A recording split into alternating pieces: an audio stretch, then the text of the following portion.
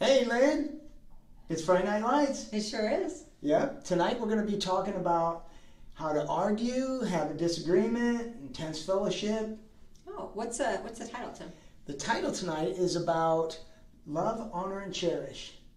Well, that's an interesting, especially it's arguing. How would it be love, honor, and cherish? Good point. My thing that I'm thinking about here is that how easy it is to love, honor, and cherish when things are going well.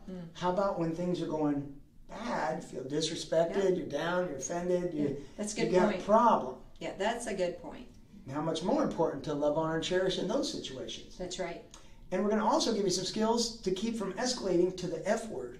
What? The F word? Yeah, to a fight. Oh, fight. That's a good point. Oh.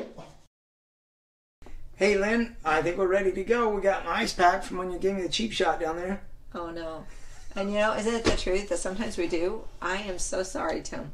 I've had to go to my family and tell them I am sorry at times because I mishandled the situation and they definitely didn't deserve what they got. Yeah, and me as well, you know, with our kids. I think you come out better on the other end with a little more respect if you realize you were wrong and you apologize and ask for forgiveness. And you know, that's huge. Yeah, it is huge. You know, along the way, we've learned a few things. One of them that we became aware of was actually how you can get triggered. Maybe it wasn't what Tim was actually doing that caused me to react that way, but he triggered me in my subconscious, and so I responded in a way that really he didn't deserve it. And so when we learned about that, you would like to explain that, Tim?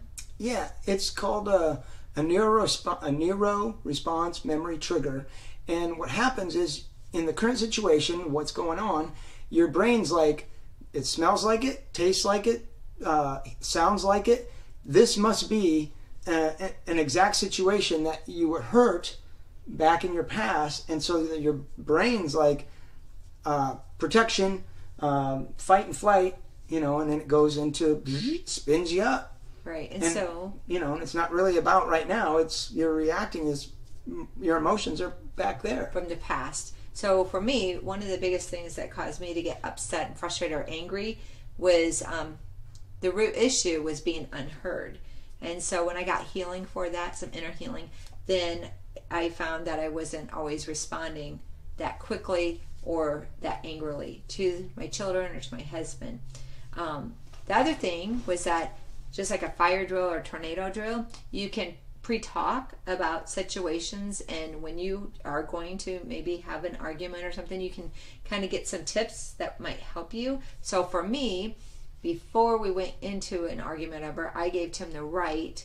So if he felt like I was escalating, he would put up his hand. I'd be like, Lynn? And then I would go, that's right, I need to take a step back a minute because I am getting loud or angry over the situation, and so that helped me a lot. Right. That has been a great tool for us.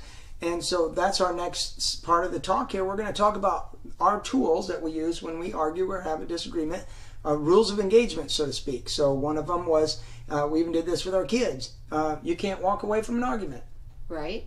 The other thing was like no calling each other names. Right. Yeah, that's huge. Watching your tone, being respectful, love, honor, and cherish, and no name calling and stuff. And, that's right. That's good. No slamming doors. No doing the silent treatment or cold shoulder treatment. Right. And keep it current. You know, don't bring up past hurts and stuff like that, or blanket statements like, you always do this. And no, let's keep it current. That's right.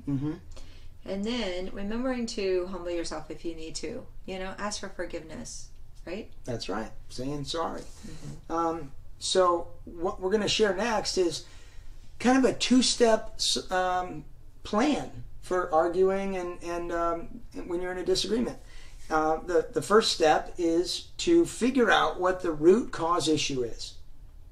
Correct. And so the person that's upset might want to share why they're frustrated or upset. Yeah, right? Like 1 to 3 minutes tops. They speak their piece.